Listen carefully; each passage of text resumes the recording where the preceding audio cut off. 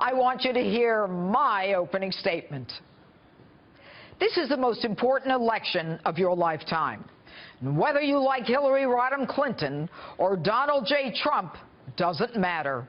There is only one person you can vote for. We cannot have a country led by a president subject to ongoing criminal investigations, potential indictment, and never-ending hearings.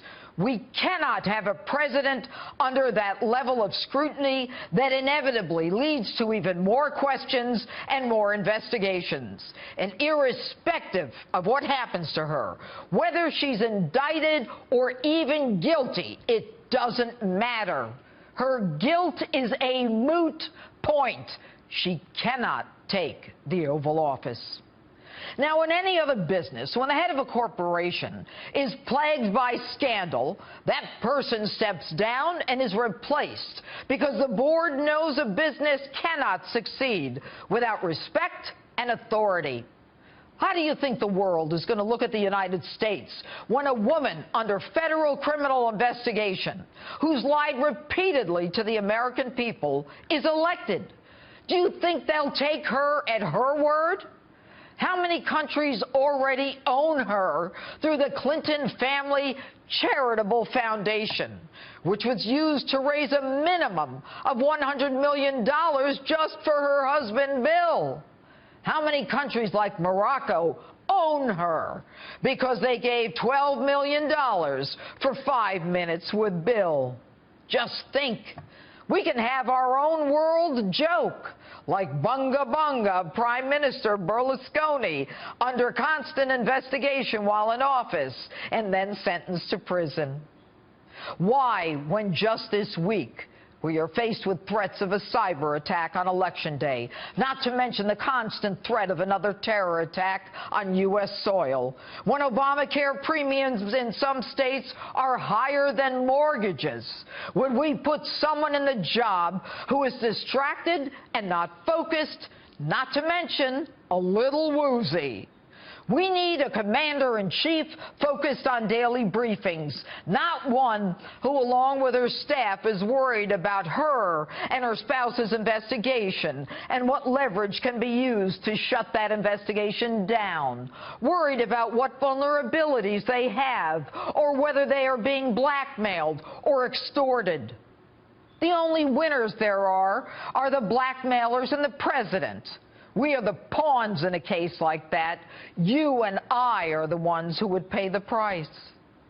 Now, I don't know how old you are, but I personally can't take another chapter of Clinton scandals.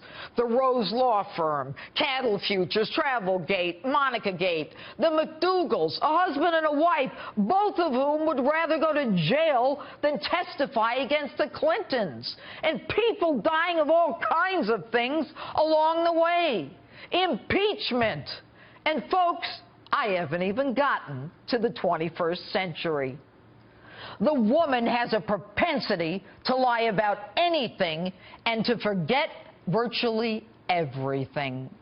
It's hogwash that 20% of our uranium is sold to the Russians, thanks to the Clintons. Our Department of Justice has already been corrupted by Bill Clinton, and now brazenly, the target of that criminal investigation, Hillary, announces that she'll keep Loretta Lynch as her AG should she become president.